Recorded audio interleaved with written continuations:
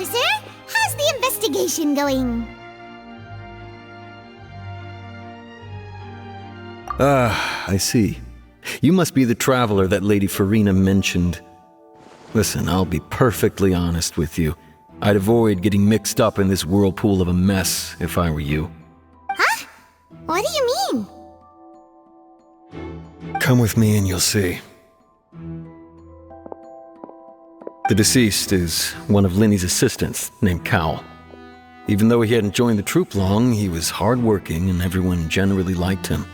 The assistants are usually in charge of setting up and inspecting the props, as well as assisting with the show and keeping the crowd engaged.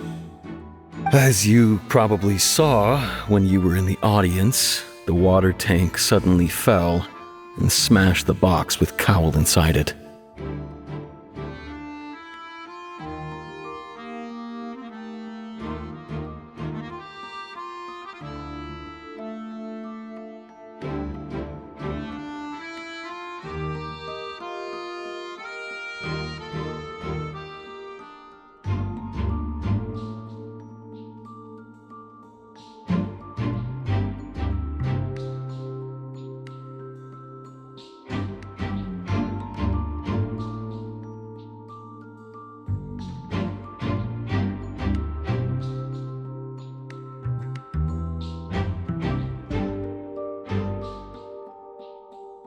This is the real mystery.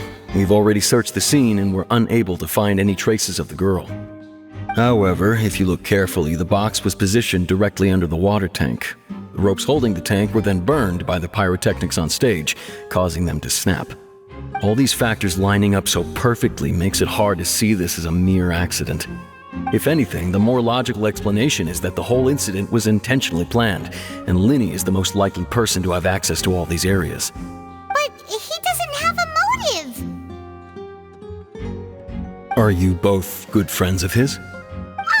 Well, you can't say we're good friends, but we've known each other for a little while. So in just a short time, he was not only able to win your trust, but even convince you to act as his attorneys. I know there's no such thing as magic. The real trick of a magician is holding the audience in the palm of their hand. I've seen a lot of cases, and I can tell you that people are the least reliable kind of evidence. Sorry, I tend to be pretty straightforward. Just know that I'm warning you for your own good. Anyway, you may investigate the scene of the crime yourselves if you're curious. Who knows, maybe you'll be able to come up with some new evidence.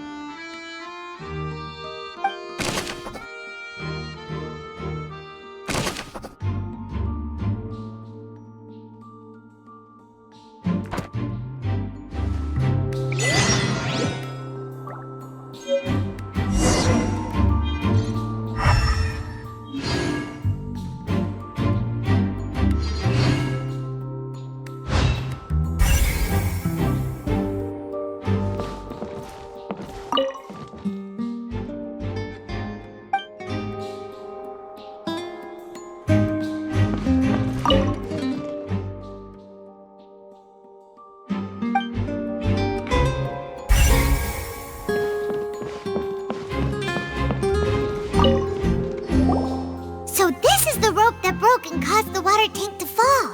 The rope looks pretty durable. How can it be burned through so quickly by fireworks? Why are you suddenly so serious, traveler?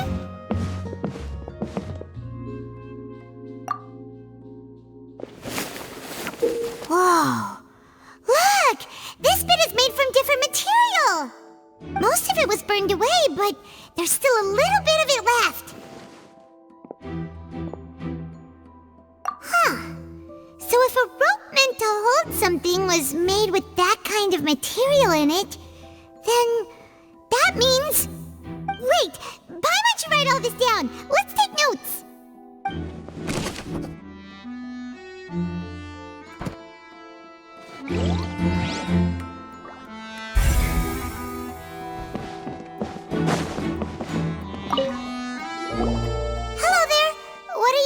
investigating? Oh, this location has also been cordoned off because the Magic Troop members are currently considered prime suspects. The investigation team is still collecting evidence. The seats were all booked in advance, so we were able to deduce the missing woman's identity by checking the guest list. Sure, it's not like this is confidential information. We will publish it later anyway when we petition the public to help us find the missing person. Her name is Halsey. She's a painter from Fontaine who's made a bit of a name for herself.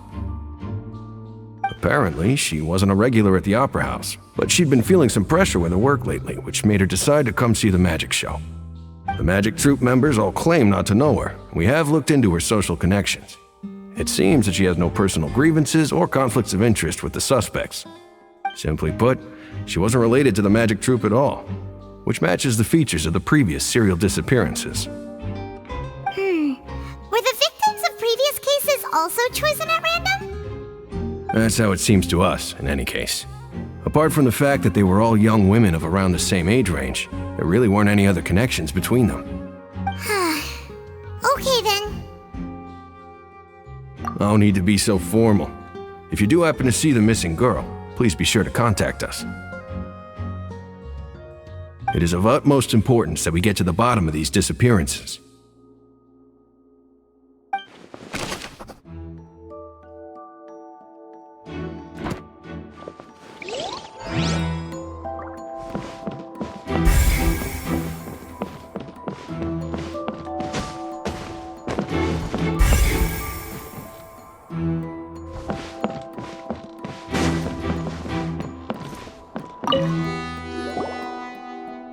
The investigation team has some new findings.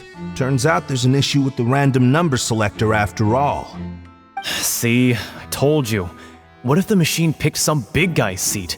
You think the murderer would have still made his move then? Sorry to interrupt, but we're helping Linny and Lynette with their side of the investigation. What were you saying about the number selector? There's something wrong with it? You're trying to help them? That'll be a tall order. Linny used the machine to pick a random member of the audience during his performance, right? The lucky girl that later disappeared. Well, we thought there might be a serious problem with the machine, so we had it taken away for further inspection. It turns out that the seat number it picked wasn't random at all. The machine picks that same number every time. I'm sure you already know that you have to make a reservation in advance to get a seat, regardless of whether it's a trial or some performance. In other words, Linny knew who would be sitting where from the very beginning. That much checks out. Linny reserved our seats for us too.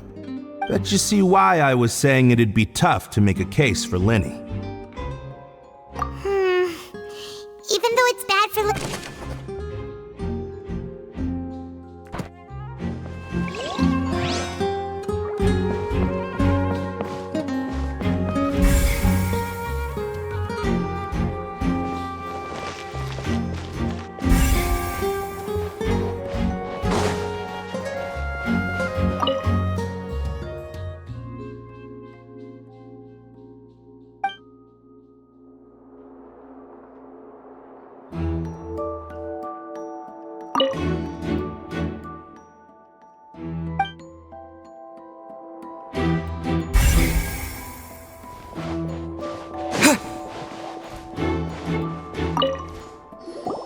I see that you're investigating the area.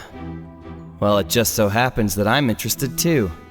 If you find any new and interesting leads, be sure to share them with me, all right? We don't have too many thoughts yet.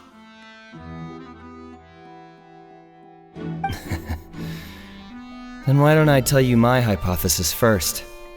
The way I see it. It all started with that loud thud. The thud? Oh, you mean the sound that happened during the countdown? Yes, exactly. It wasn't terribly loud, but I suspect that most people heard it. It's just that everyone was awaiting the results of Linny's trick with bated breath, so no one paid it much mind. But now that the incident has happened, the thud has become an important clue. That makes sense. So, what do you make of it? I'm of the opinion that it may have been the sound of Linny's accomplice. Lynette, perhaps. Jumping atop the water tank or something like that. And when the pyrotechnics went off, she cut the rope, sending the water tank crashing down. But wasn't the noise we heard too loud for that? Perhaps the balance wasn't right, leading to a particularly rough landing. Oh, that's true. I suppose I must reconsider. That does remind Paimon, though. What was with that sound?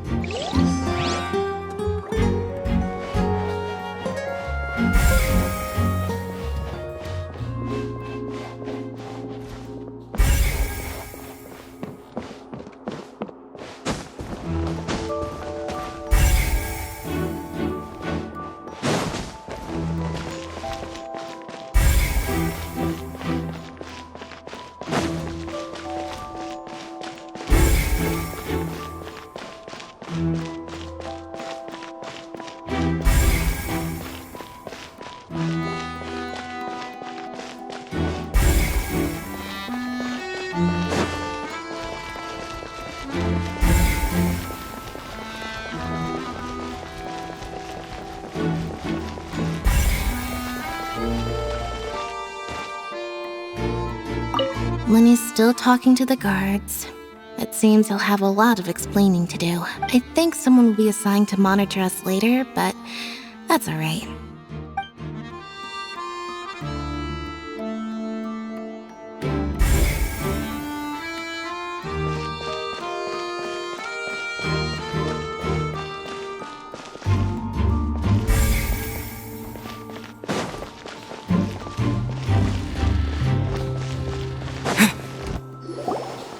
Hey, you! Yes, both of you! Over here! I've been keeping an eye on you for a while now. Huh? You mean us? That's right. If I'm not mistaken, you're also among those who wish to cut down the thorns and pursue the truth. No? And by the looks of it, you're not from Fontaine. Well, you're right on the moor about that one, but who are you? Have you never heard of the Spina di Rosula? From mediating disputes and providing protection to solving conundrums, you name it, Spina di Rosula does it. And I, Navia, have the honor of being its renowned president. Though those who play by our rules call me boss. I'm Silver, her attendant. Pleased to meet you. And I'm Melus. Demoiselle's various daily needs and affairs are under my purview. Huh? Boss? Demoiselle? What gives with the names? Well, I am the second generation president. Melus and the others are still used to my previous title. My apologies, Demoiselle. Should you prefer, boss, I will endeavor to use that instead.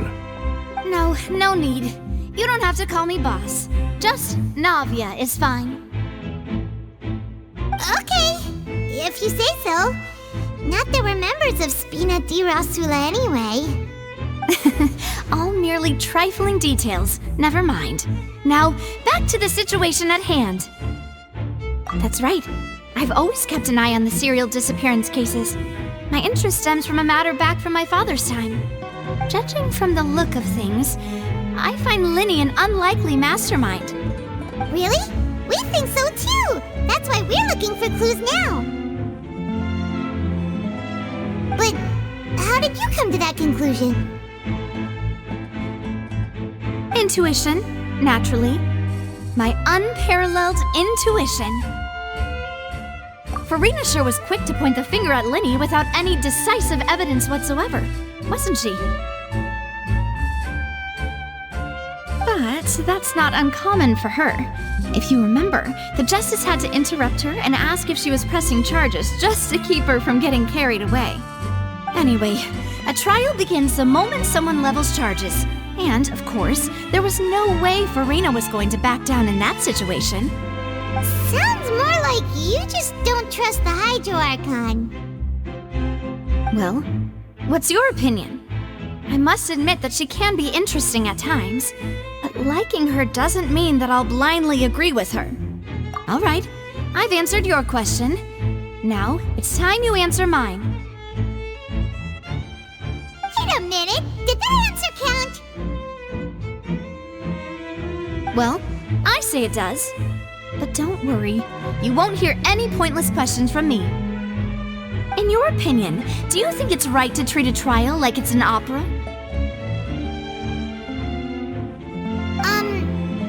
Well? And why would that be?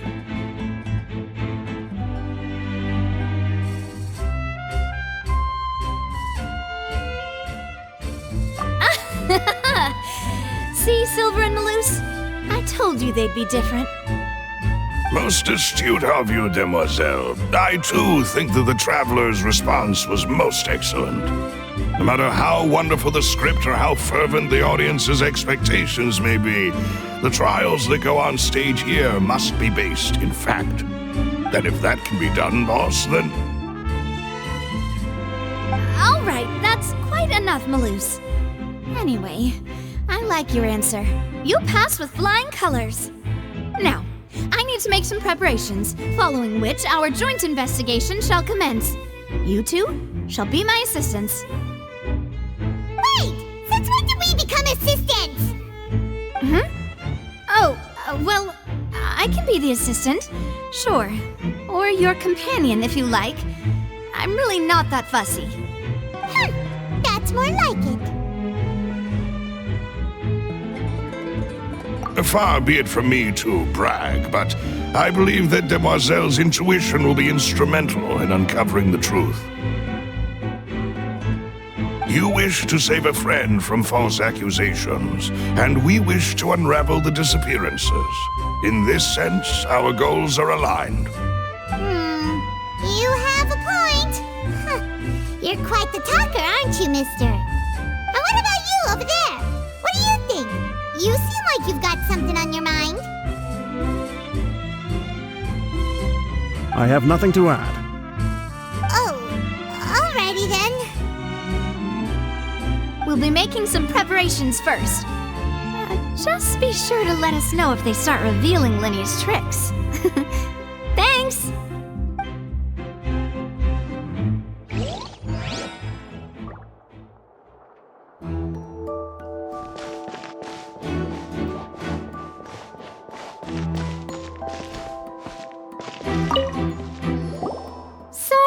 But no one can freely enter or exit the Opera House at the moment. If you wish to leave, you must register your identity with us first. No, we're not leaving. We're representing Linny and... Were you always guarding this entrance? Yes. After the Chief Justice gave the order, everyone coming in or out must undergo a strict inspection. So, the missing girl couldn't have left from here. At least, not from that point on. I doubt there was much opportunity then, either. How can you be so sure, Well, because I was in charge of security near the entrance at that time. I couldn't see Linny's performance from here, which was quite a shame. Just my luck. But still, I did not abandon my post, and I stayed put no matter how loud the applause was. If someone had so much as even approached the door, I would have noticed it, let alone if they had tried to leave. We Melazines are good at that sort of thing, you know. So, it's safe to say the girl couldn't have left through here. Alright, thank you for your help. This will be useful info.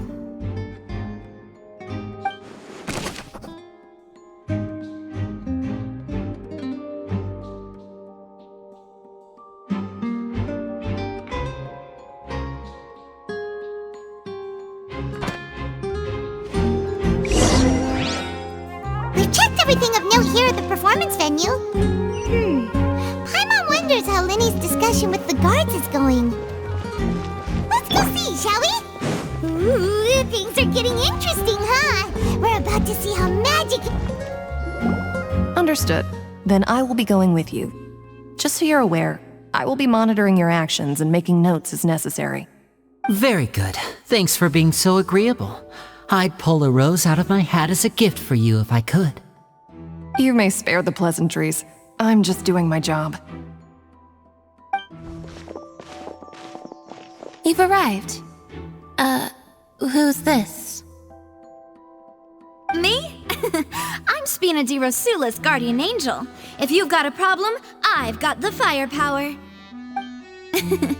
Sorry, I got a little carried away there. Call me Navia. I'm a partner of theirs, and will be helping investigate this whole situation.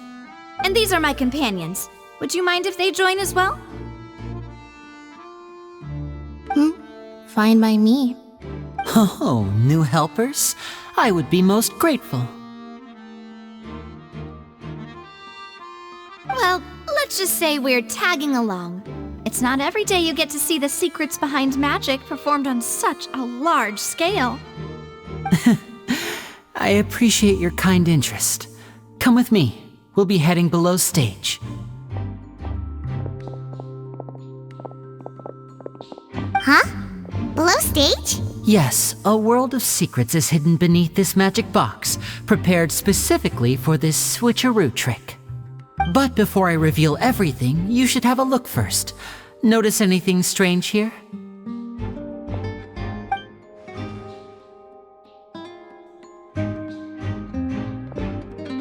I'm not trying to be dramatic. Remembering the details of a trick will help you understand the methods used to perform it more easily.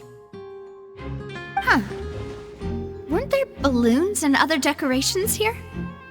Where did all that go? Ah, good eye.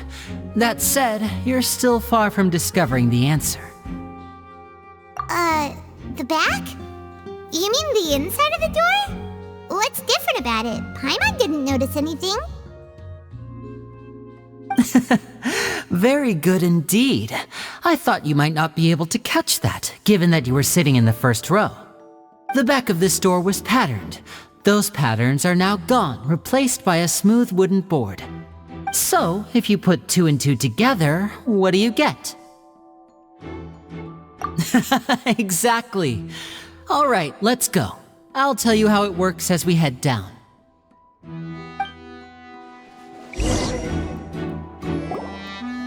Oh, so there was a passageway under the magic box! I knew you'd figure out most of it as soon as you saw this place. The 2 magic boxes are positioned right above the 2 entrances of the tunnel.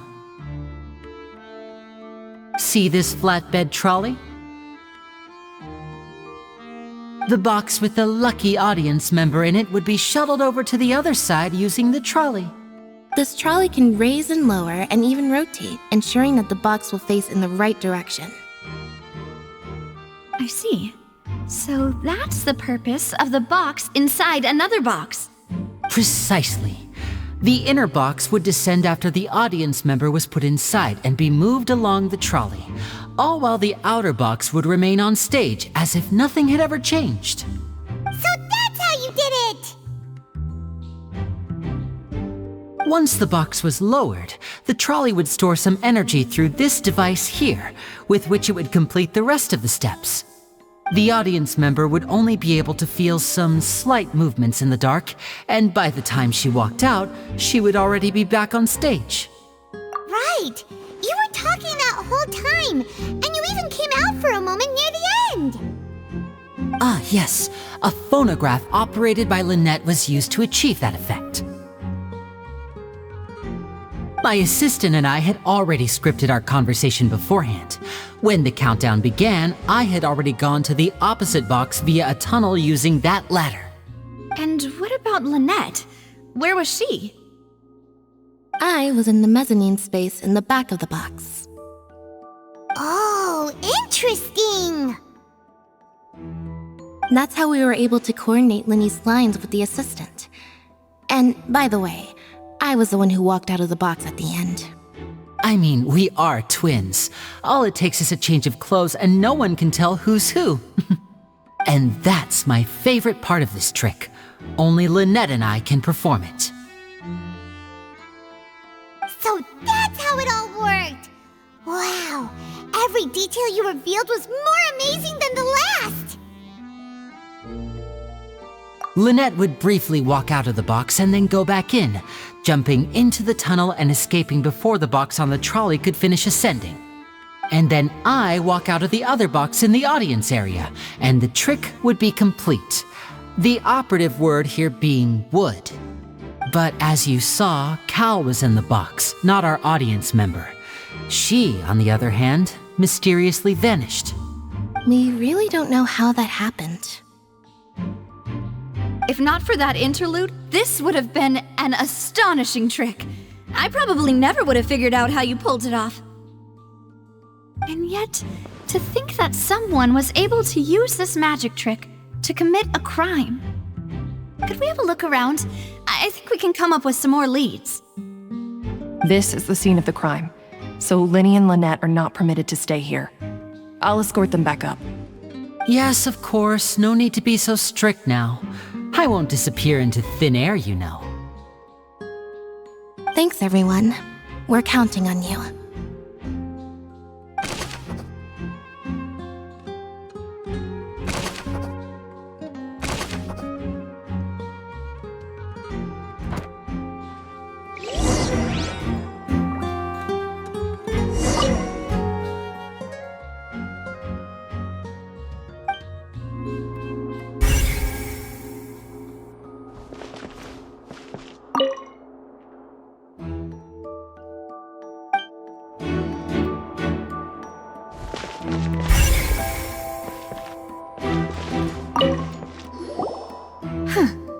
What's this? Looks like a hook tied to the end of a rope. Huh? There's all kinds of odds and ends here. Perhaps it was a prop for a different trick. But why would it have been left here? Whatever it is, let's make a note of it first.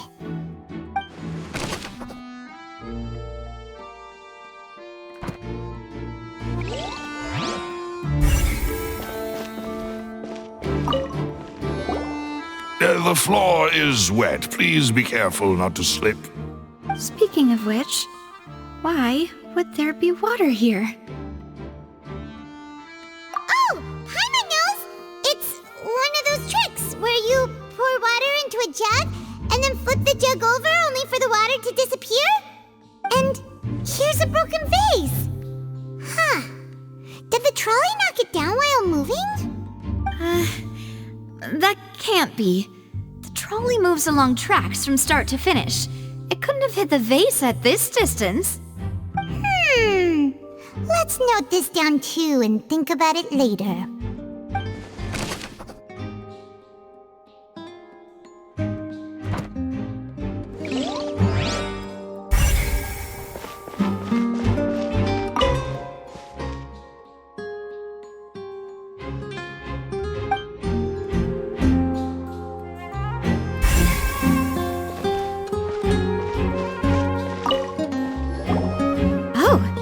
These are the clothes that the lady chosen from the audience was wearing, right? Her clothes are here, but she's nowhere to be found. Right! And do you really need to do that if you're kidnapping them? Ugh, this is so confusing. Paimon doesn't want to be a detective anymore.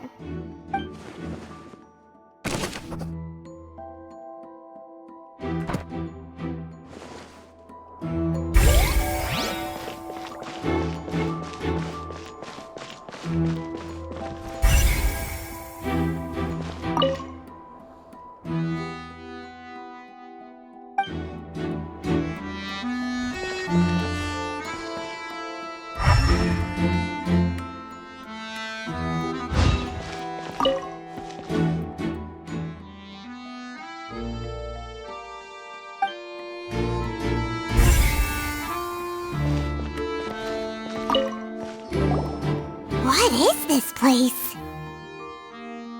It seems someone could fit through here. Could this have been the suspect's escape route? Alone, perhaps. But if they had to pull another person with them, the space would be too narrow. But there are no other ways in or out of here.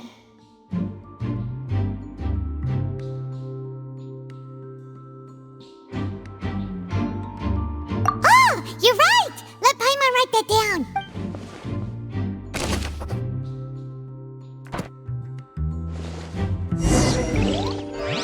Seems we're just about done investigating down here. Yes, let's head back up.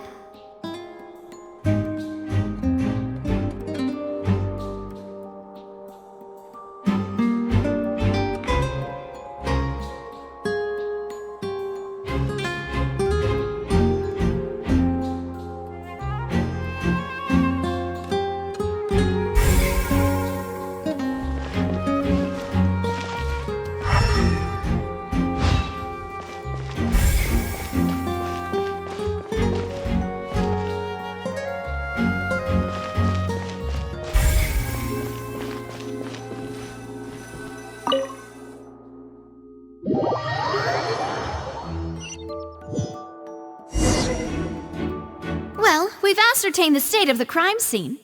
Let's find a place to sort out our findings once Malus returns. It seems to me that there are several things that don't add up here. Apologies for the wait, demoiselle. So, what did the guards say? Did the criminal escape through the vent? They believe the odds of that are very low, since the vent leads to the Opera House's basement. The guards have checked the area carefully. No one left through the basement during the performance or after the incident, and no one was found hiding there. So the tunnels become like a secret chamber then! You know, like the kind you usually see in novels. The plot thickens. Halsey's disappearance and Cowell's death are both quite inexplicable. No wonder Farina was so confident in her accusation. All the current evidence points toward Linny and Lynette. In other words, the charges are very likely to be upheld unless we make some considerable progress. Charges and then trial. So if the charges are upheld, they'll announce a sentence? That's right. This is how a trial goes in the Opera House. During the proceedings, the Chief Justice and the Oratrice will hear statements from both sides.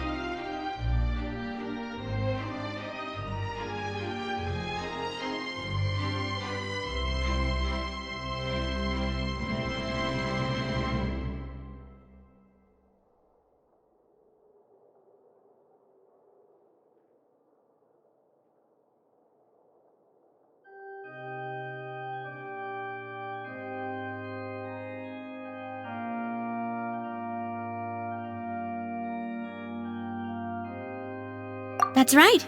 This is how indemnitium is produced. The statements from both sides, the defenses from attorneys, witness testimonies, and even the audience's emotions will all be projected on the Oratrice. To put it simply, it's as if the Oratrice has its own will, and is a judge in its own right. This also precludes any kind of favoritism on the part of the Chief Justice. And not that this has ever happened anyway.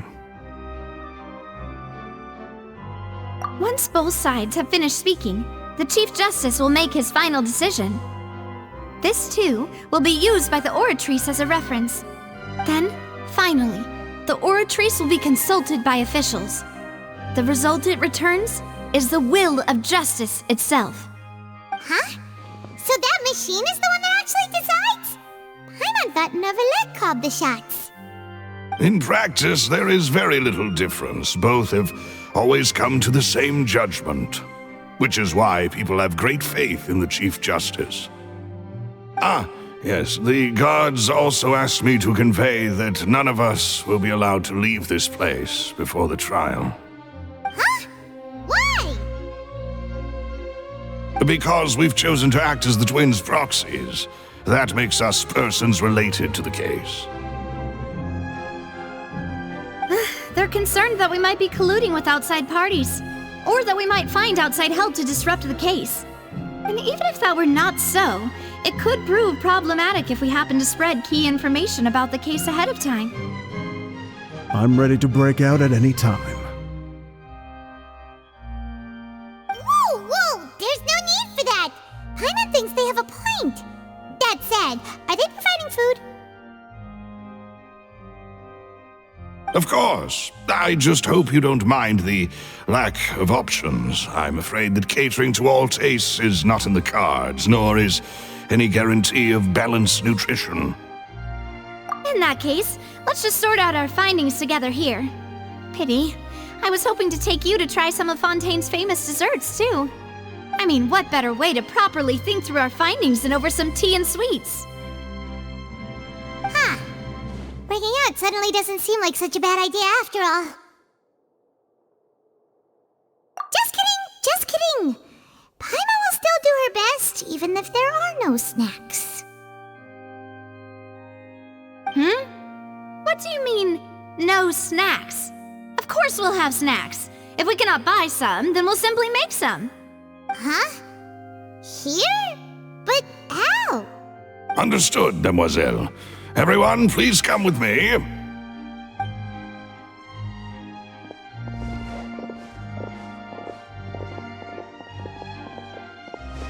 Wait, you're carrying a portable stove with you? Yes, I must be prepared to meet the demoiselle's baking needs whenever the fancy strikes her. I have eggs, sugar, and almonds at the ready.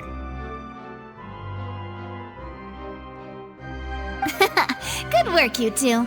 Then I'll get to it. Please sit tight for a moment. You'll get to taste my awesome snacks soon enough. These three are quite the interesting group.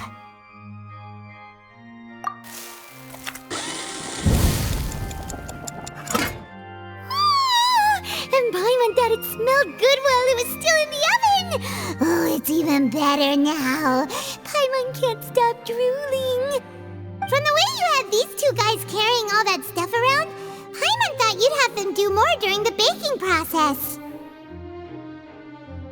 But you ended up doing the entire thing by yourself! Beating the egg whites, grinding almonds, everything! I was applauding. And I was giving encouraging smiles. Paimon was just thinking, aren't you worried about getting your fancy dress dirty beating egg whites and baking like this? Well, I don't think it's carved in stone anywhere that fancy ladies can only read books, sip tea, ride horses, and play the piano. I just really enjoy making snacks. Don't underestimate beating egg whites, by the way. It's a real arm workout. You also need to beat them to just the right consistency, or your macarons will crack. Anyway, give these a try, fresh out of the oven. There's 3 for each of us. Only 3? Well, eating too many sweet treats might send all that sugar to your head. You wouldn't be able to think clearly about the case on a sugar rush, would you? Tea is ready to be served as well. This is Demoiselle's favorite, strong black tea with a floral fragrance that clears the mind and lifts the spirit. No need for concern. I'm merely doing as I should.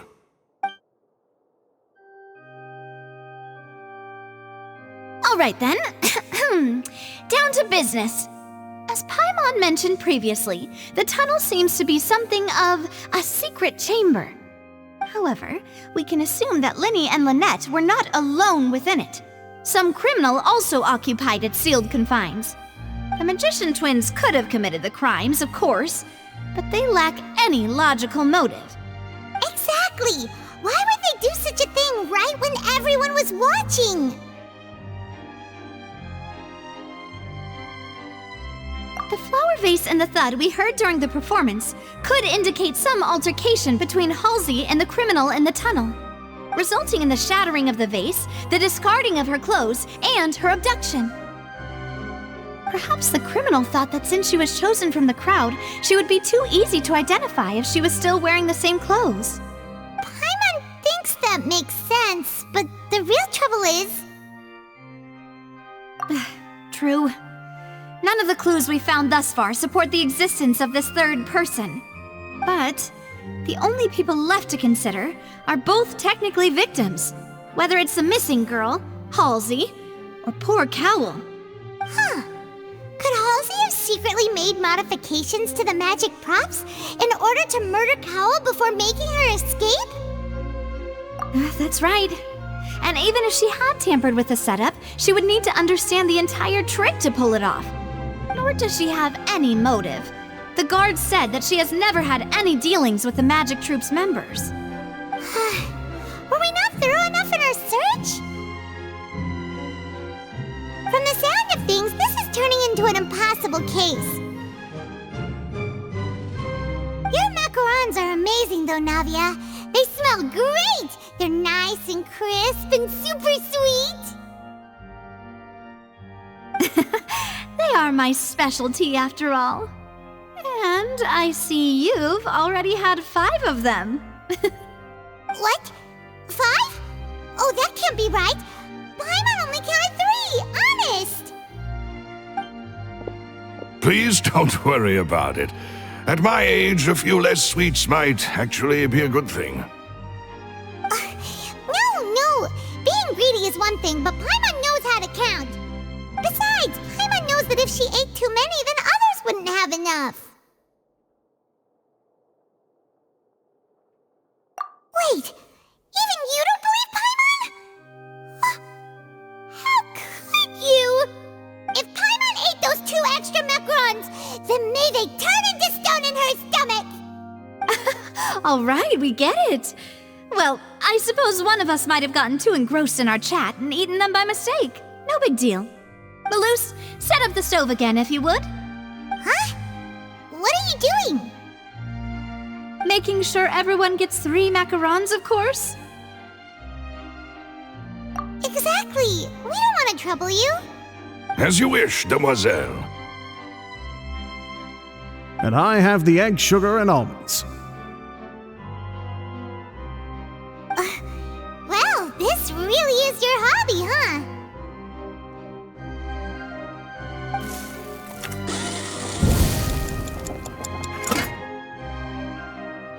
Well, that's it for snack time. I'm going to have another look around the area. I don't know what we're looking for yet, but we've still got some time. As attorneys, I suggest the 2 of you think the case over again. It would be awkward if you got all tongue-tied on stage during the trial. All right, thanks for your help and for the snacks.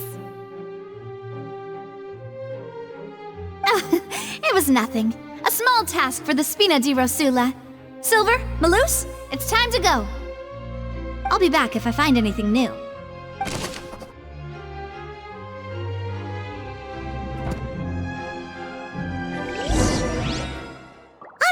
It's time to put our heads together. We've got to get our defense ready for the trial. Oh, it's probably gonna be a long and difficult case. There's no point in worrying about that now. We just need to prepare. Here, take Paimon's notes. They should help you review the situation.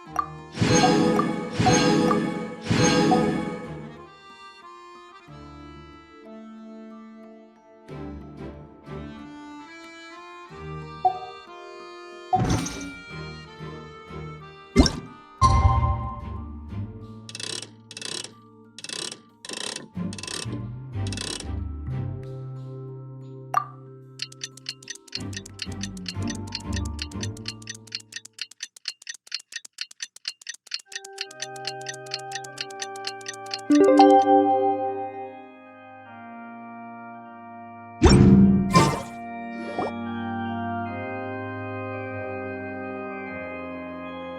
we do? The whole situation is so confusing. Good plan. Impossible things don't just happen. We'll get to the truth one way or another. Just relax. Even if everyone else suspects Lenny and Lynette, at least we will be supporting them from the stands.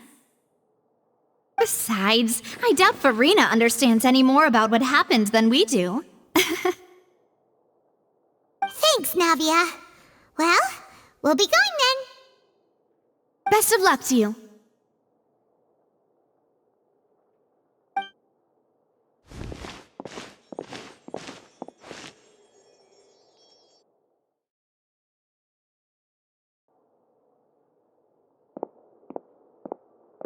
Ah, finally, you're back.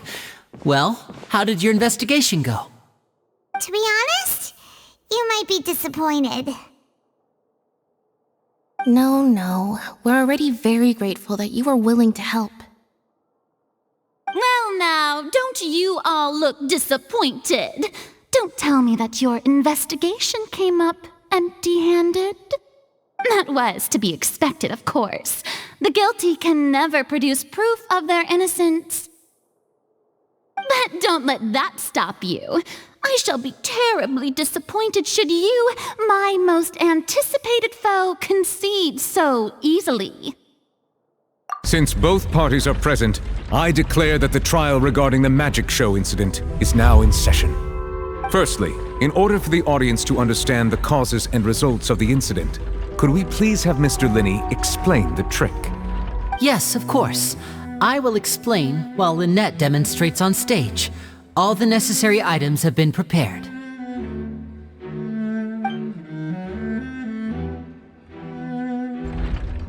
Thank you, Mr. Linney.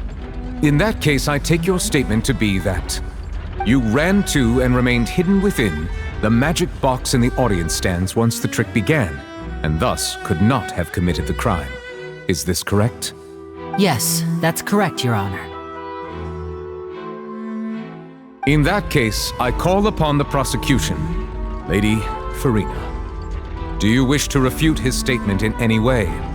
Why, of course I do. Allow me to take the first shot and break this case wide open. Mr. Linney is clearly lying.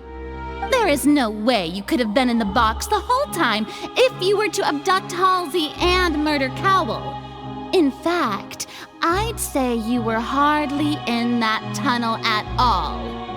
That is simply your hypothesis based on the presumption that I'm guilty. Oh, is that so? And if I may ask, what did you hear while you were inside your box? The roaring countdown of the crowd, of course. That's how I kept track of the time and built anticipation for the finale. And you didn't hear anything else at all? Nothing that might leave an impression of any kind? No, nothing. I see. But when the count reached 30 seconds or so, there was a thud. One so loud that I believe practically everyone heard it. Huh? Hey, hang on. Something's not right here.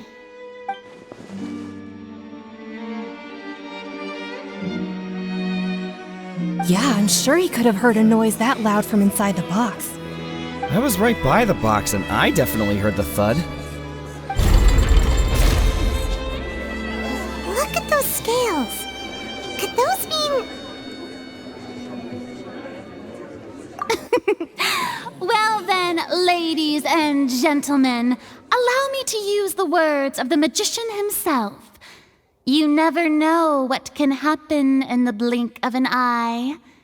Indeed, it seems his alibi can also collapse in the blink of an eye. Of course, I have armed myself to do far more than smash your alibi. Confidence cannot go unfounded, and my foundations are rock solid. Tell me, aren't you and Lynette actually from the House of the Hearth? The House of the Hearth?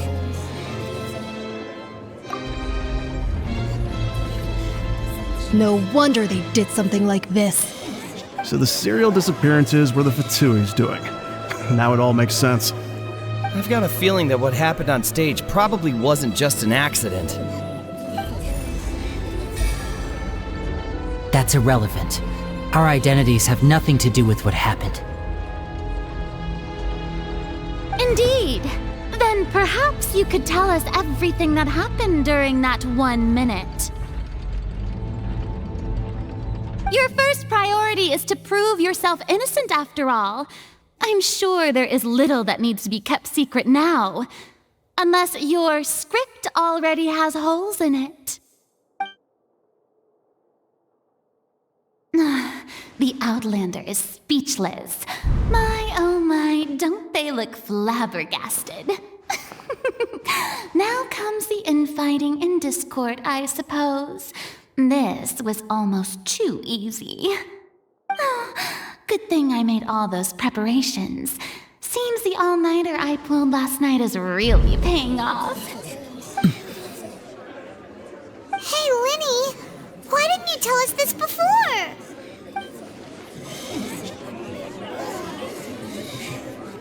Order! Order! Mr. Linney, allow me to re-establish the facts. Lady Farina has raised 2 points. First, when the thud was heard in the Opera House, you were neither in the box nor the tunnel. Second, you and Ms. Lynette are both members of the House of the Hearth. Are these claims true?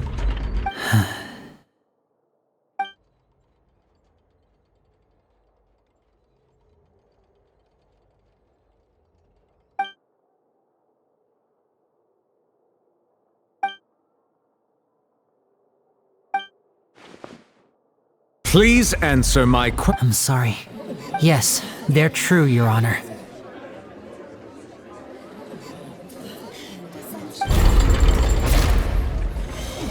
I knew it! Well, that's it. We might as well move on to the sentencing already. What should we do now? Granted.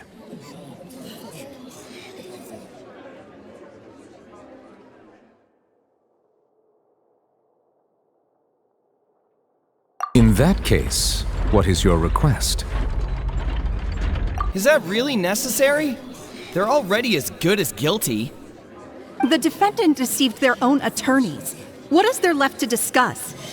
Order! Order, I say! Your request is reasonable, and we shall adjourn. This trial will reconvene in 1 hour. So you would stick to Mr. Linney's defense even after knowing what you do now? You certainly have more professionalism than I thought.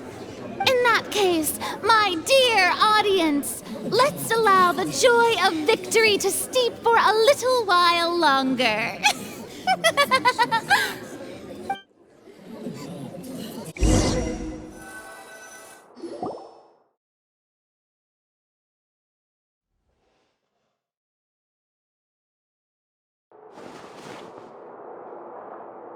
Well, this is awkward.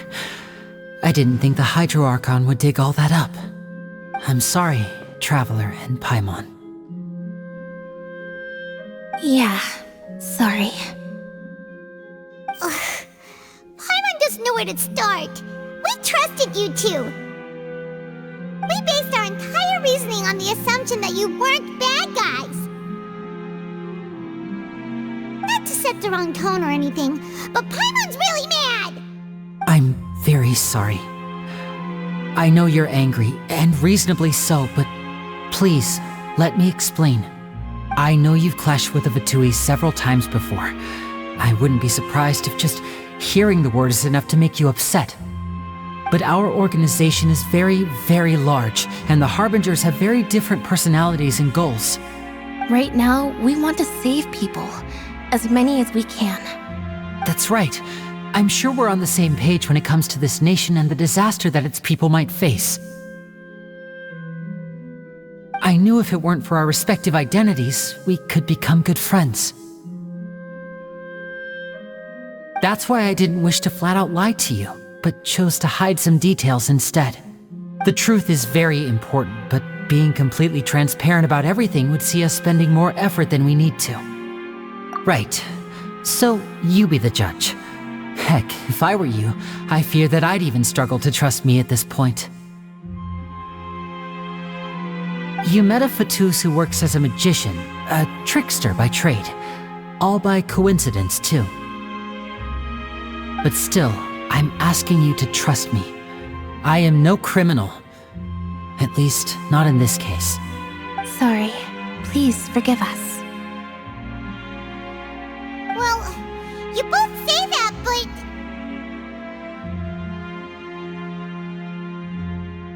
Right, let's hear your answer first, and no lies now! Of course. I'll answer any question you ask. We've been trying to find out how the Oratrice operates. We want to know why it has a consciousness. Why can it deliver sentences accurately? During our investigations, we learned that the machine's core is beneath it. From that moment on, Lynette and I have been designing this box swap trick with the objective of getting close to the core. Is that why you needed a whole minute? That's right. In truth, the audience would take about 75 seconds to count down from 60, while I would only need 15 to get to the opposite box. So, after jumping into the tunnel, I accessed the Opera House basement via the vent, and went to investigate the room in which the core is stored. That air vent was created during the construction of the tunnel specifically to execute this step. Well, nothing. As soon as I reached that room and was about to investigate, I heard someone's voice. Which should have been impossible, of course. I was quite certain that I was the only one in the room. That voice seemed to recognize me and tried to speak to me. I chose to err on the side of caution and retreated the way I came. On the way back, I saw the broken vase and the clothes on the ground, but the countdown was almost finished, so there wasn't time to give it any thought. After that, the homicide occurred just as you saw. Well, that explains why you didn't hear the thud. Because of that prophecy I told you about, of course. We must know all we can about this nation's secrets in order to deal with that prophesized crisis. That's the only way we can save everyone. So, there you have it. The whole truth. I swear, I didn't hide anything from you this time. It was never my wish to proceed under this cloud of mistrust either. But like I said earlier, you can be the judge. If you want to leave because you don't trust the Fatui, there's nothing I can do to stop you. Well, Traveler, you decide. Paimon will follow your lead however you choose.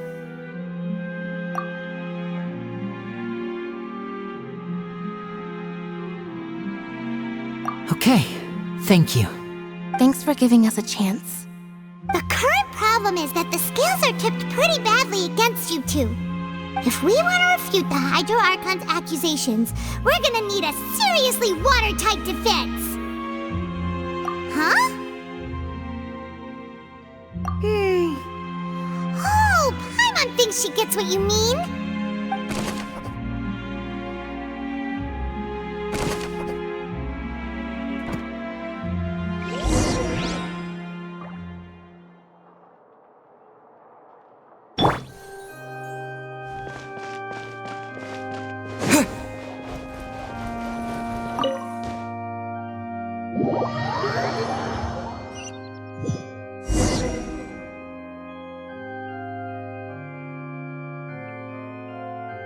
Both parties have returned to their positions. Let us continue the trial. When last we left off, Mr. Linney acknowledged the new evidence presented by Lady Farina as fact. Therefore, Lady Farina may continue stating her reconstruction of the events. That took long enough. Now then, if everyone would lend me their attention. At this stage, let's revisit that scene from Linney's perspective.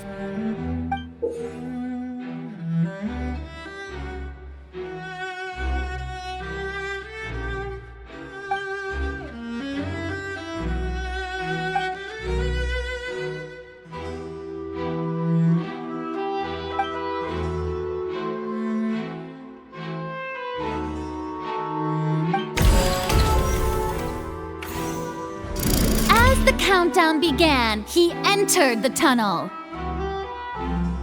When the flatbed trolley passed, he opened the box and got into an altercation with Halsey, which caused the loud thud. He did not realize that this sound could be heard by everyone in the opera house, which is why he claimed earlier that he could not hear the sound. Finally, he used the vase to knock her out, before making her change clothes to prevent others from recognizing her. At this time, Cowell arrived in the tunnel, having heard that strange noise, and caught Linny red-handed. So Linny proceeded to knock him out too before stuffing him into that box. Afterward, Linny passed the unconscious Halsey to his accomplice through the magic box in the audience stands, before operating the devices such that Cowell's death would be ruled an accident. And there you have it. That's the truth behind what happened. Does the defendant's side have any objections to Lady Farina's description of the events? The key to refuting Lady Farina is the order of events, what Linny experienced and what he saw.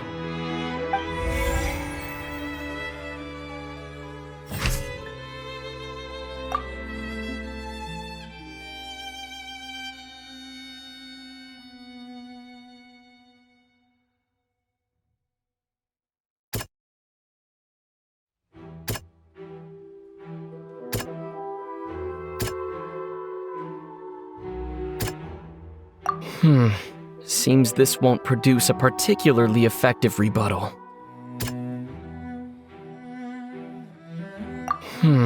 Seems this won't produce a particularly effective rebuttal. Seems this won't produce a particularly effective rebuttal. Seems this won't produce a particularly effective rebuttal. Seems this won't produce a particularly effective rebuttal.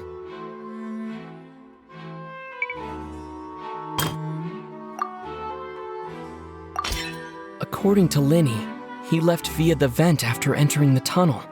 He couldn't have had that altercation with Halsey.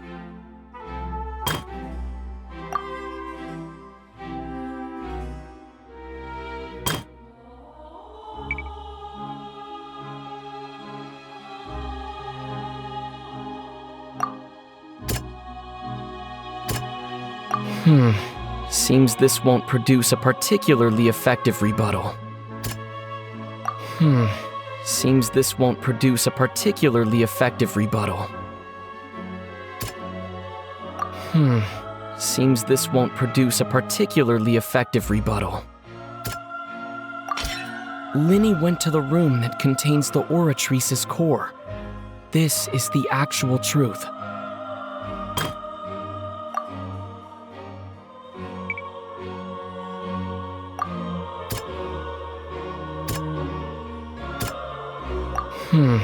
Seems this won't produce a particularly effective rebuttal. Seems this won't produce a particularly effective rebuttal. Linny did not take part in the underground altercation. He only witnessed traces of the aftermath. Attention! Ace Detective Paimon has something to say! When the countdown started, Linny did indeed go into the tunnel.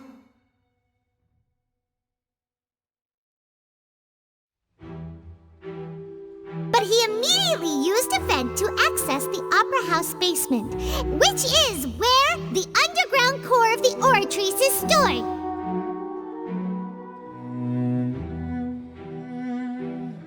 Once he reached that area, he heard a voice in what should have been an empty room.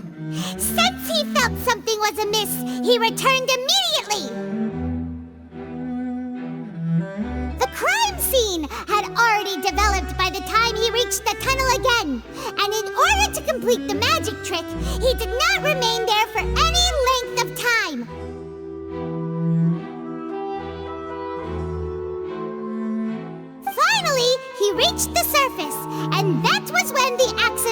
happened from his point of view. Therefore, he's innocent!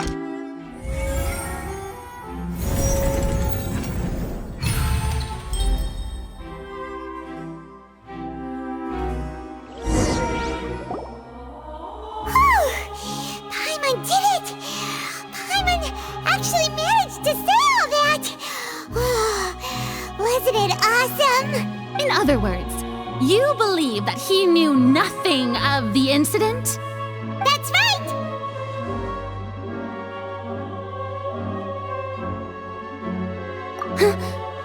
My reasoning?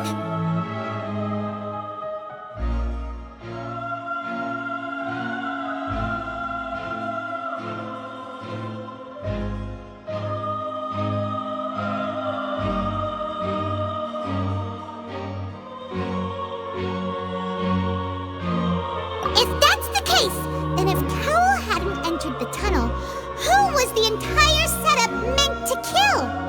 Assuming that what you say is true, Lenny only needed to kidnap the young girl to cause a new disappearance case. What would the point of killing someone on stage be? Oh, they have a point. That's right, you tell him! And that's why they're partners of mine. They've managed to turn things around. Oh, well, your denial is very strident, I'll give you that. But what proof do you have to back your claims?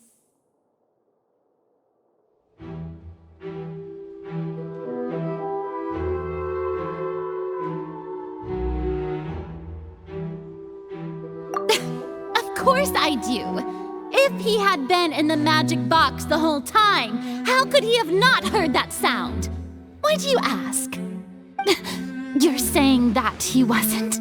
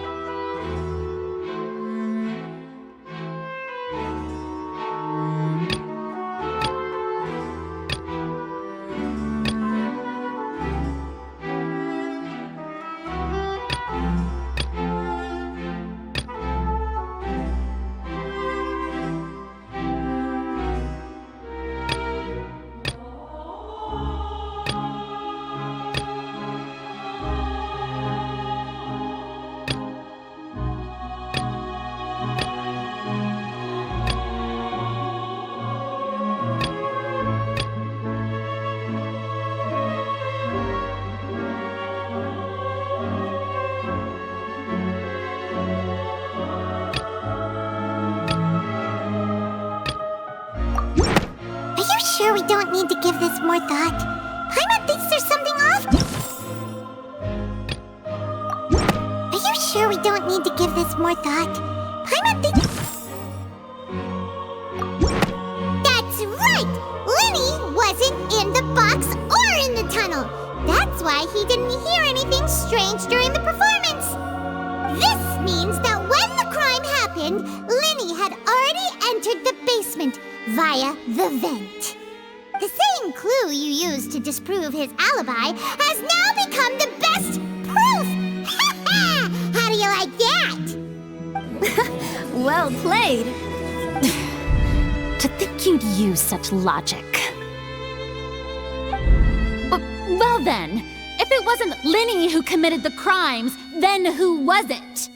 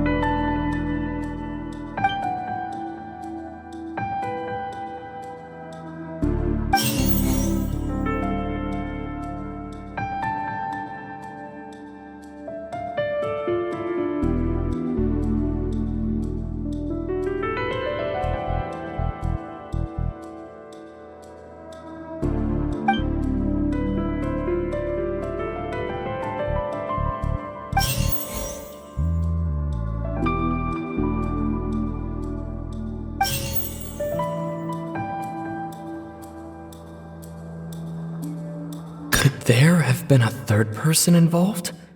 Is that really a possibility? Halsey is the missing person and an ordinary audience member. Or did she have her own scheme all along? The deceased's name is Cowell, Linny's assistant. He would have been able to tamper with the equipment. Halsey is the missing person and an ordinary audience member. Or did she have her own scheme all along?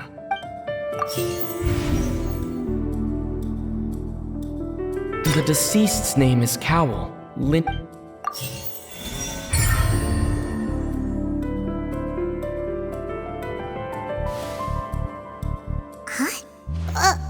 That can't be right. Are you serious? The killer was, in fact, Cowell, the deceased! Oh, is that so? How interesting! Let's hear your reasoning then. What I must do next is recreate the truth, what Cowell did, and how he went from would-be perpetrator to victim. It would have been tough for both people to fit into that vent. They would likely have bumped into Linny as well. Linny was not in the tunnel at that moment, which gave our criminal ample time. The sound we heard may have come from a clash between the missing Halsey and the criminal. The deceased's name is Cowell, Linny's assistant. He would have been able to tamper with the equipment. No one entered or left the opera house through its entrances, so where would the criminal have wanted to take Halsey? The sound we heard may have come from Halsey's clothing was in the tunnel, so there must have been some fear that she would attract attention.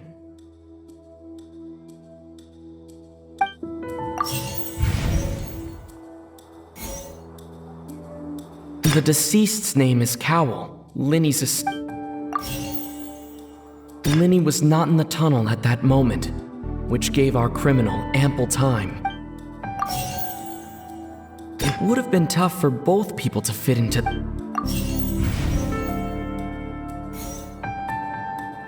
Linny was not in the tunnel at that moment. The deceased's name is Cowell, Linny's assistant. No one entered or left.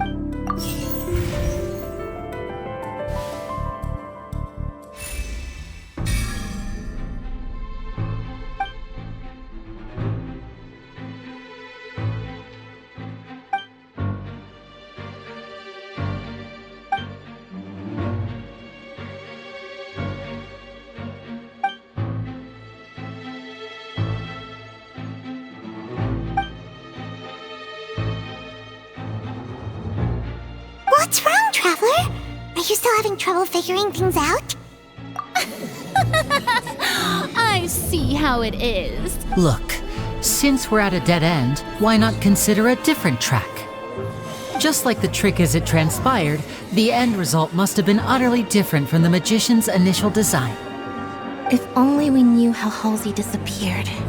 Well, that would be nice, but the tunnel only has 3 exits, and none of them seem very likely. And it's not like this is a magic trick where you can just make a real live person disappear. You know, like you did from that water tank, Lynette.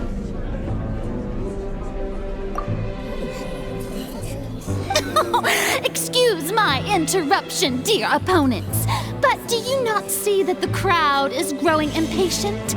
There is no greater sin in this opera house than an awkward delay in the performance.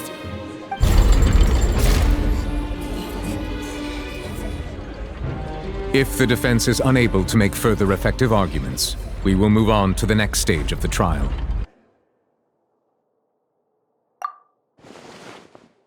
Linny was not in the tunnel at that moment, which gave our criminal ample time. The sound we heard may have come from a clash between the missing Halsey and the criminal. The deceased's name is Cowell, Linny's assistant. He would have been able to tamper with the equipment. No one entered or left the Opera House through its entrances. So where would the criminal have wanted to take Halsey?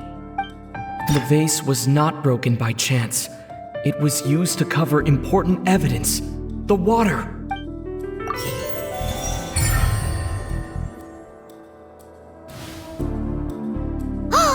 Paimon gets it! It all comes together if Halsey disappeared instead of being kidnapped. Lynette escaped from the water tank, vanishing gradually and leaving only clothes behind. If there's a similar method where a person could be transformed into water... Just a moment, please. I do hope you know how preposterous you sound at the moment. How could a person ever be transformed into water? This is reality we're talking about here, not some magic trick. Must we really? I should think that of anyone. Your friend Linny already knows this truth very well. Magic tricks are ultimately just illusions and misdirection. But Halsey's disappearance is very real. We're talking about two completely different things. Even so, I trust the Traveler's judgment. The truth must be out there somewhere. Perhaps some new line of reasoning may open if we try to gather all the focal points that don't make sense. Since Cal was the deceased, we haven't placed much attention on him. But given that we aren't making much progress with the case, it wouldn't hurt to have a look at his belongings, would it? People really do come up with all sorts of harebrained schemes when at the end of their rope. The way I see it, your suggestion that we broaden the scope of our investigation is nothing but a tactic for stalling the trial. Nevertheless, I believe that this is a reasonable request on the part of an attorney. Since the trial does indeed appear to be at an impasse, I believe that additional evidence may help us make more progress. Guards, please step into the lounge and examine the personal effects of the deceased Cowell. We are still examining the items, but we have already made critical progress that we feel must be shared with everyone post-haste. We discovered several test tubes of fluid within Cowell's baggage, each labeled separately. The notebook in his backpack claims that these fluids are water from the primordial sea. The primordial sea? The note's contents also indicate that Cowell belonged to an organization that sells illegal drugs and that he had an accomplice. The notebook has many entries concerning safe usage of these fluids, in which the keyword dissolve appears many times. One of these tubes was labeled Opera Epiclese, along with yesterday's date. It is empty. The notes also state that these dissolution properties work exclusively on people from Fontaine. It's likely that Halsey was chosen as some sort of test subject. As such, we believe that the defense's hypothesis is, in fact, supported by sufficient evidence. You gotta be kidding! People dissolving into water? Could something so ridiculous actually be true? Wait a moment. This reminds me of a certain prophecy, but it's just a coincidence, isn't it? If people can become water, does that mean that the water tank's real use was as a means to hide water stains? And if Cowell was targeting that girl... Wait just a minute. Could that mean... You two, with me, quick! Demoiselle, wait! What about your partners? Let's go. Just trust me. Order! Order! It is undeniable that further examination of the deceased's personal effects has yielded some surprising results, but we cannot yet verify the veracity of these clues. Still, let us assume that these clues are indeed authentic, albeit with the understanding that Ms. Halsey has yet to be found. Guards, please continue examining the items along these lines. Mr. Linney, it appears your hypothesis is supported by the evidence, so please continue speaking. Of course. Thank you, Your Honor. If we uphold this hypothesis, I believe that many of this case's seemingly unrelated clues can be connected together. sense at all. Let's think about this. Cowell's methods must have something to do with that water from the primordial sea.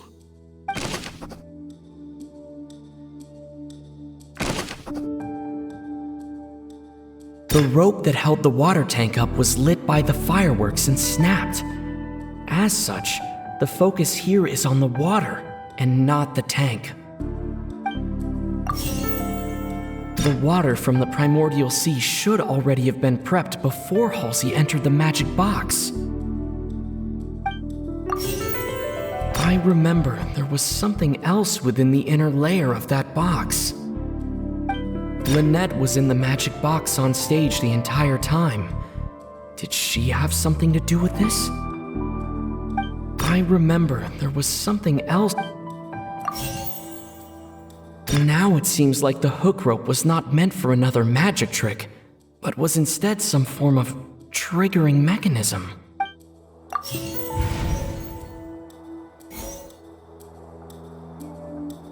The deceased's name is Cowell. Lynette was in the magic box on stage the entire time. Did she have something to do with this? Lynette was in the magic box on the water from the primordial sea. I remember there was some.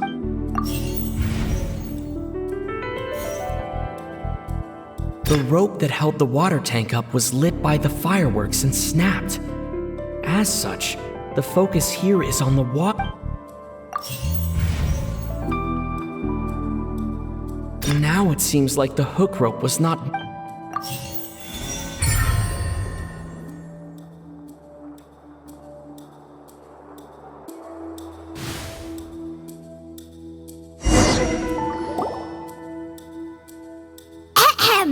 It's Ace Detective Paimon's time to shine again! In the original plan, Cowell would tamper with the water tank rope and the number selector securing his target. When the magic box containing Halsey was lowered, the metal hook would retract gradually and pierce the balloon at the top of the box. When the balloon attached to the box popped, the water from the primordial sea inside it would pour down and dissolve Halsey.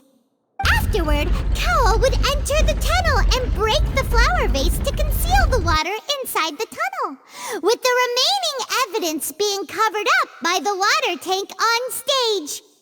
But he encountered something unexpected in the tunnel and wound up being fatally hit by the same water tank he meant to use to cover his tracks. Huh, that does make sense. That actually links together a lot of the more confusing pieces of evidence.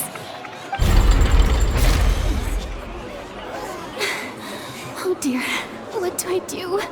Even I think they sound convincing now. Have I falsely accused an innocent person? What a humiliation. Now, it seems like the only point of contention remaining is the exact circumstances that led to Cal's death. His notes mentioned he had an accomplice who could be related to the situation. On that note, the guards have just contacted me indicating that they uncovered new evidence. I shall now invite him on stage to share it with us. Thank you, Your Honor. We were just inspecting the luggage of the other people involved in this case. And we found an identical sample of the water from the primordial sea among Linny's personal effects. What? That can't be. Oh, I see. Well, how wonderfully comedic to have your own counterattack only to come back and wound you. Does this not clear all doubt?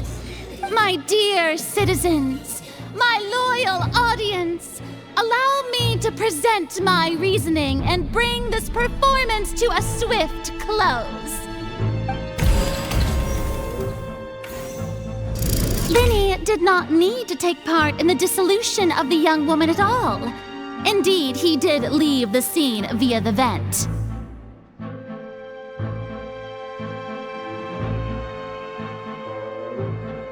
made modifications to the props beforehand. His accomplice Cowell then caused Halsey to vanish using the water from the primordial sea.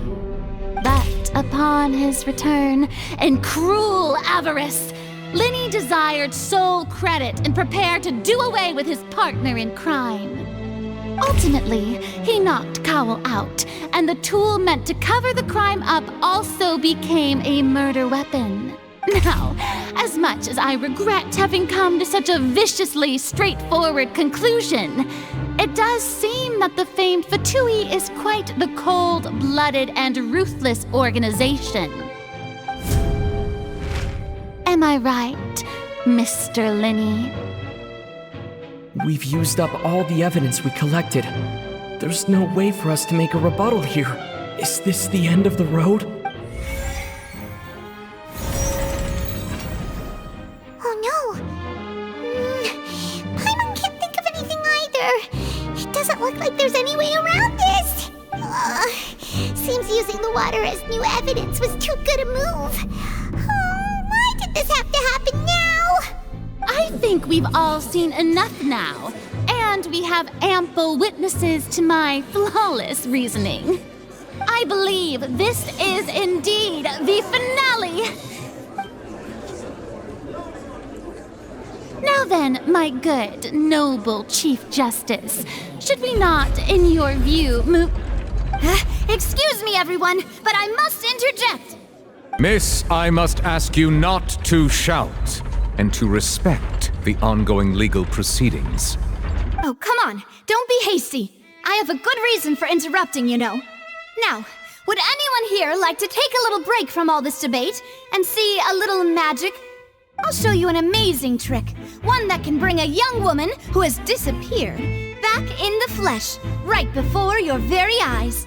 Please, do the honors, Mr. Lenny, if you would be so kind. What in the world is she saying? No offense, miss, but miracles like that are beyond my scope as a magician.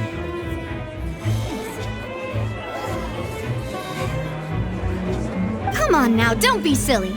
Magic is all about misdirection, isn't it?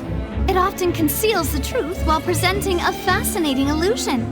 But once everyone believes the illusion, can't magic reveal the truth to them once again?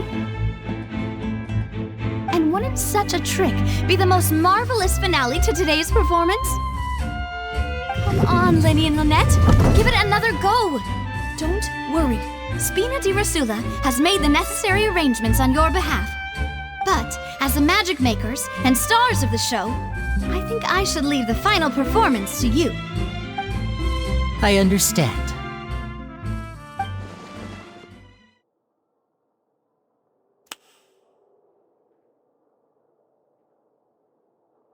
And voila!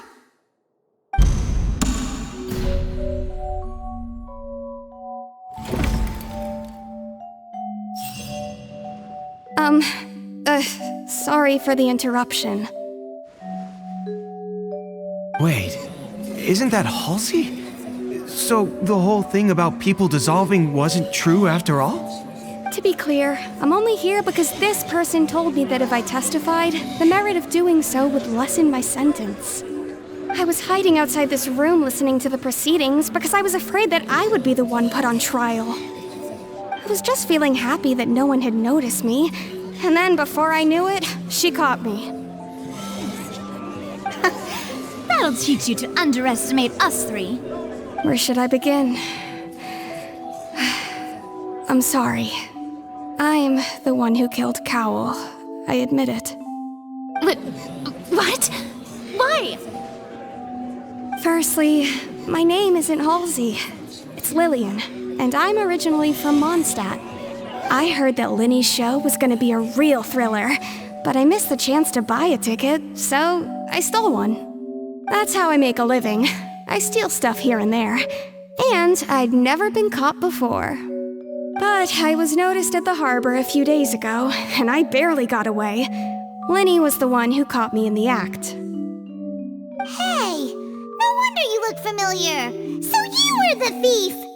Lenny even mentioned that you were pretty skilled!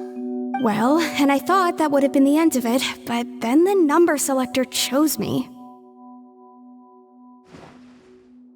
He even mentioned the Fortress of Meripede.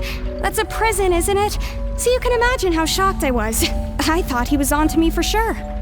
So I played along with the show while looking for an opening to flee. But then I got water poured on me for no reason, and then someone jumped into the tunnel to nab me.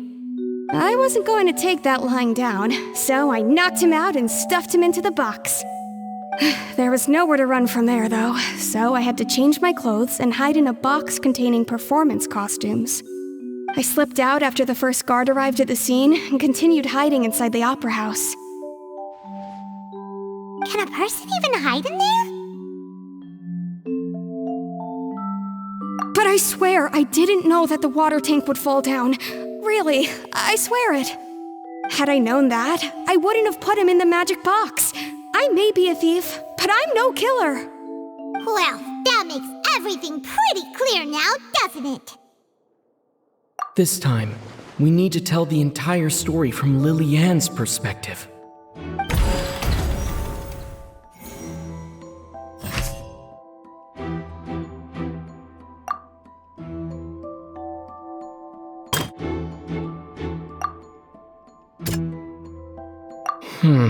Seems this won't produce a particularly effective rebuttal.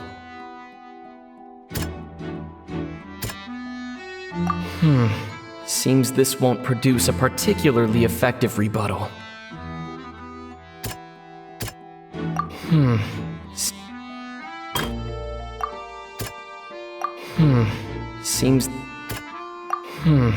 Seems this won't produce a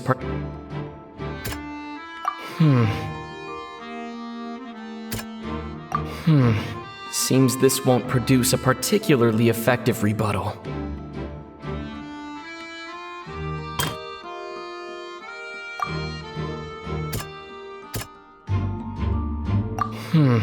Seems this won't produce a particularly effective rebuttal. The flower vase was not broken to cover anything up, but it was smashed during the struggle between Lily-Ann and Cowell.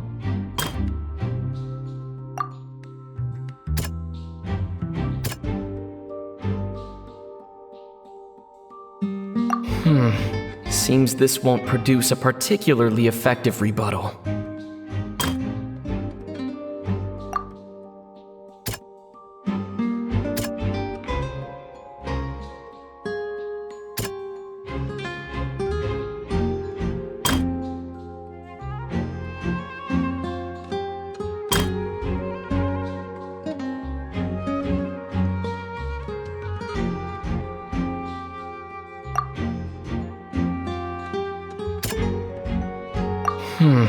Seems this won't produce a particularly effective rebuttal.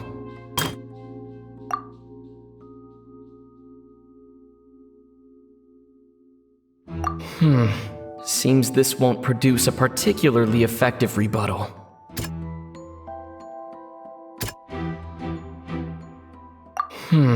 Seems this won't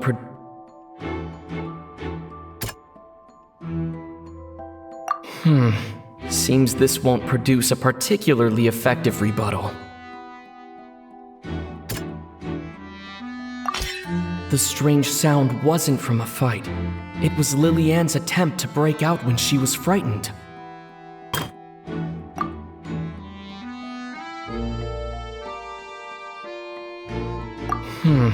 Seems this won't...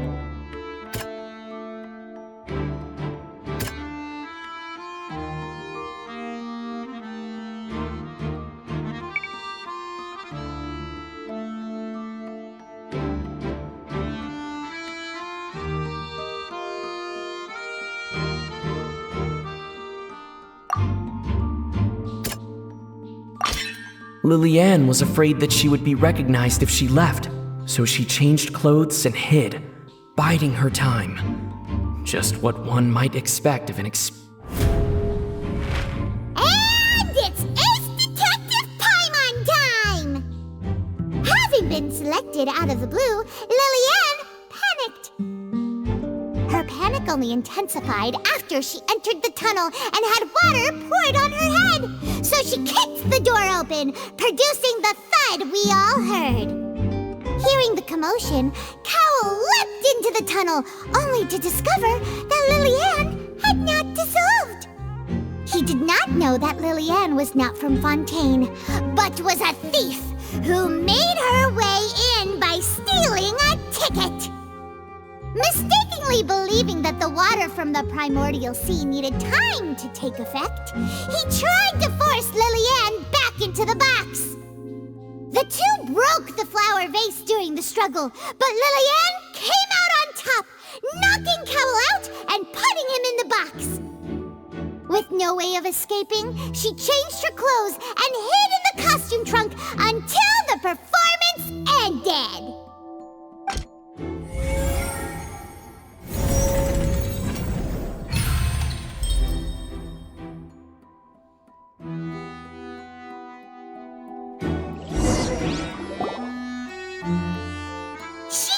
That she would have to go through guard inspection if she tried to leave afterward. So, she has been trapped in the Opera House these last 2 days. She had already become desperately hungry by the time we were chatting over macarons. So, she swiped 2 of them right under our noses. Talk about a sneaky thief. At this point, all the events that happened in the tunnel have now come to light. Ah, so that's the whole story.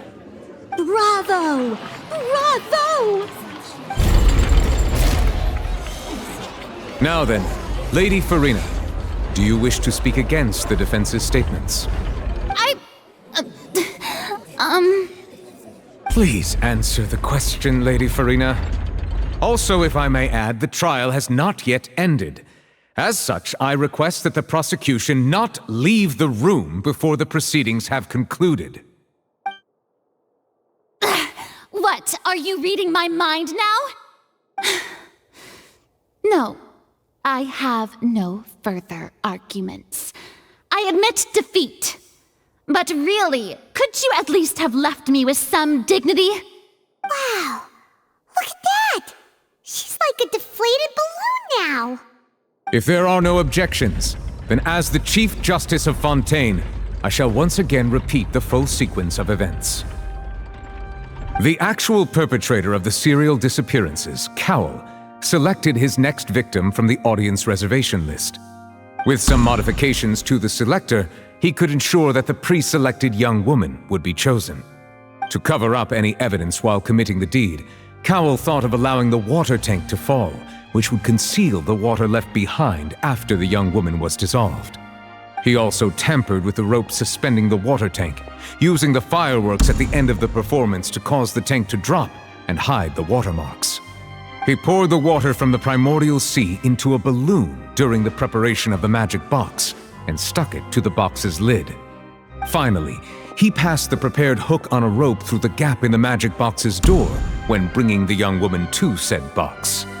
When the magic trick officially began, the box containing the woman was lowered into the tunnel, tightening the hook rope and bursting the balloon containing the water. If all had gone to plan, the young woman would be dissolved at this time. However, Lillian was not from Fontaine and thus fled the box with a loud noise. Realizing that there was trouble, Cowell entered the tunnel and met Lillian. Thinking that the waters had not yet taken effect, he decided to proceed. However, his opponent was more capable than he thought, and he was overcome, knocked unconscious, and placed into the magic box, and thus became his own final victim. Lillian, according to her own statements, then changed clothes and hid until the performance ended, before hiding in other parts of the opera house. As for Linny, he was in the underground structures within the opera house, and was thus ignorant of these happenings. From this reconstruction of events, we can conclude that Linny, the accused, is in fact innocent. While there is much in Linny and Lillian's conduct that should still be investigated separately, this case, at least, can be handed over to the Oratrice to make the final decision.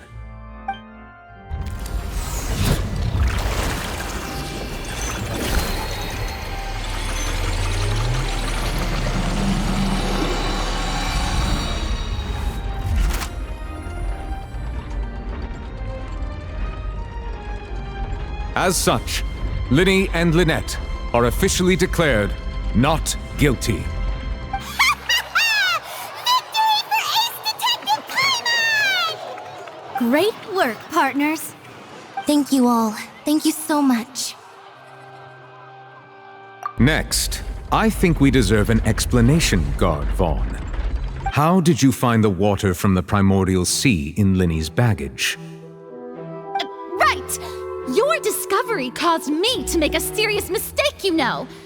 Or was that not a discovery, but false evidence that you dared to bring before this court?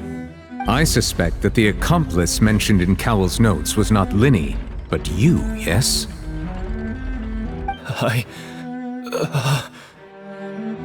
I'm sure you know what you must do to lessen your sentence. Speak quickly! Unless you want to earn yourself a one-way ticket to Coupon Town. I was just following orders. We were supposed to place blame for the serial disappearances onto Linny, and thus cause suspicion to fall on the Fatui. The higher-ups said this was the best opportunity to do so. And now that your plan has fallen through, and the secrets of the water have been revealed, you have become a liability to said higher-ups, yes? Therefore, you would be wise to tell everything you know and seek the protection of the guards. Yes, I'll tell you everything I know. Our boss discovered that the water can cause people to dissolve. It can also be made into a potion, which when extremely diluted, can cause people to experience unforgettable exhilaration. We've been in this business for a while now, and have made decent mora off it. The disappearances were also the boss's idea. I mean, this is the boss we're talking about.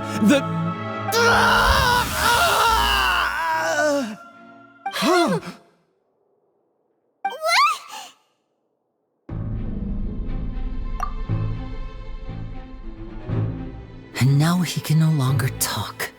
Such ruthlessness. I shouldn't have expected any less of them. An outrageous act. All present, please submit to inspection immediately.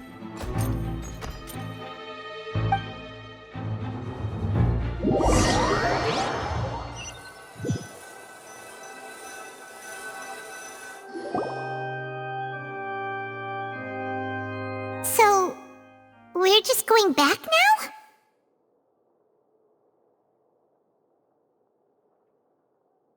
That's true, but... Traveler, Paimon! Please wait. Linny... I know you may not want to speak to me right now. Maybe you don't even want to look at me. But still, let me thank you again for defending me to the end, even after you learned that I'm a member of the Fatui. I guess. But regardless, I'd like the opportunity to set things straight. I didn't approach you with any ulterior motives or ill intent. I've spoken to you as myself, just plain Linny this entire time. As for why I'm a Fatus, it's because the goals of the House of the Hearth align with those of an orphan like me. That's all. That was how Father, who you might know as the Knave, approached recruiting us back then too. A knave? The one who controls the House of the Hearth? She's your father? That's right. And since we're here, I was wondering, would you mind hearing a story? It's about my past. Back when our parents first died, Lynette and I were left wandering the streets. To survive, I took to surreptitiously observing an older street performer who did magic. It took me several days to figure out how he pulled off his amazing tricks. I took my sister through several streets until we found a crowded corner, and we began to perform magic tricks there. To my surprise, we proved to be pretty popular, and we could at least stop worrying about where our next meal would come from for a time. But I didn't want my sister to remain a street rat together with me forever. Before long, an aristocrat came to me and claimed that he wished to take us in after watching my performances. So you went from orphans to nobility just like that? That was how we felt at first too. As if fate was on our side and we could say goodbye to those painful days. But I gradually discovered that while we were called foster children, he was really after my talent for magic tricks. He would constantly take me to all sorts of banquets to garner attention, which he would then use to expand his social circles. That doesn't seem too bad either. Better than roaming the streets at any rate. It took a while for me to realize just how dark his heart really was.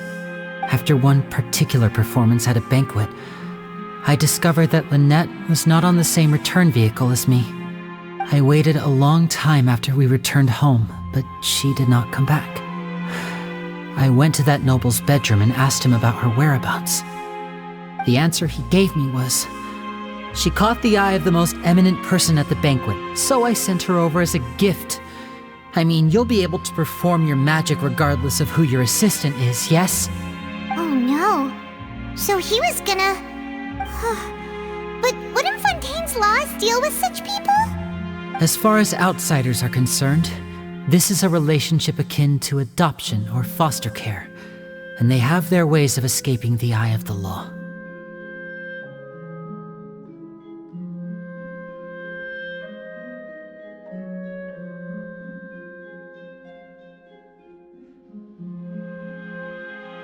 I managed to ferret out the location of the mansion of that so-called eminent person and hurried through the night. But by the time I leaped over the walls, avoided the guards, and made my way in, all I saw was the moonlit ground covered in blood, and the knave standing there in the darkness. So, she'd already taken care of that guy. That's right. She had rescued my sister before she could come to any harm, and had even discovered several girls hidden in a basement, all of them orphans. Father, the knave, might have seen something in me, and so she made me an offer. The House of the Hearth welcomes you, for your interests align with ours. Here, none will ever betray you. Indeed, betrayal shall never be permitted here. I was hesitant to trust her. I had just been betrayed by nobles. But she was also quick to destroy the noble who had taken us in at first, giving us back our freedom. Oh, so that's how the two of you joined the House of the Hearth. She has her own plans. She has gained permission from the Tsaritsa to first use the Gnosis's power once she obtains it. She plans to use it to find a way to break the prophecy and save Fontaine. So, she believes in that prophecy too? That's right. The whole House of the Hearth is currently working to combat that crisis. Today's case has also proven that people from Fontaine can indeed dissolve into some sort of water, thus further supporting the prophecy. All of us house members here, Lady Arlecchino herself included, are from Fontaine. We won't give up on defending our homeland. To us orphans, the only connection we have left to this world, apart from our family, is our homeland. So, from small deeds like distributing magic pockets to huge schemes like stealing a Gnosis, everything is aimed at dealing with that prophecy. It's all right. I understand. The only thing I can do is relate all this to you. I just hope you can understand that even as a member of the House, I have never stopped making my own decisions, and that I believe what I'm doing is right. If you should need anything at all in the future, feel free to find me. I will do my best to help you, as plain Linny.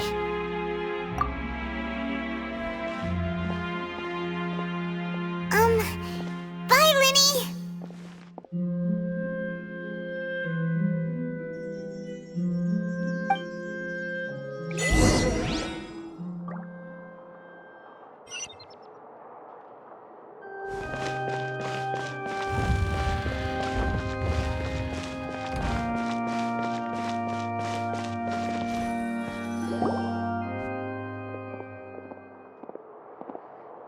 Hey there! What was with the disappearing act you pulled right as the trial ended? Were you looking for us, Navia? Well, this whole thing isn't exactly over, is it? I do feel that we're getting closer to solving the serial disappearances case, though. Don't you think so, too? Huh? What's wrong, my dear partner?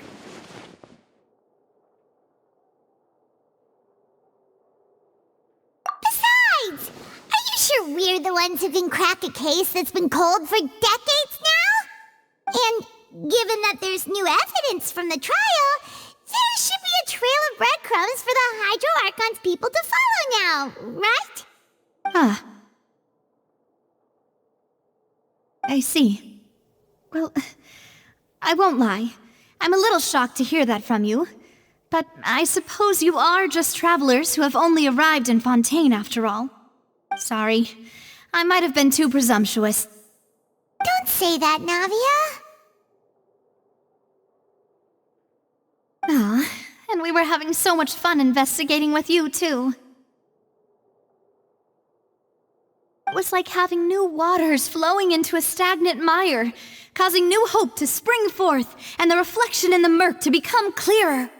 Well, sorry about that. I'm a bit prone to nostalgia. Don't mind me. Wait, shall we have a farewell meal? You know, to commemorate our time as partners? Huh? Do we really need to get that formal? Well, guess you really did treat us as partners, huh? Well, I'd just like to have a proper ending to every important memory. That way there are no regrets later. Anyway, it would just be a meal, so it shouldn't take up too much of your time. You don't have to twist Paimon's arm. If Boss Navi is treating, count Paimon in! Oh, wonderful. In that case, why don't we return to the court of Fontaine and head to the Hotel de Boer?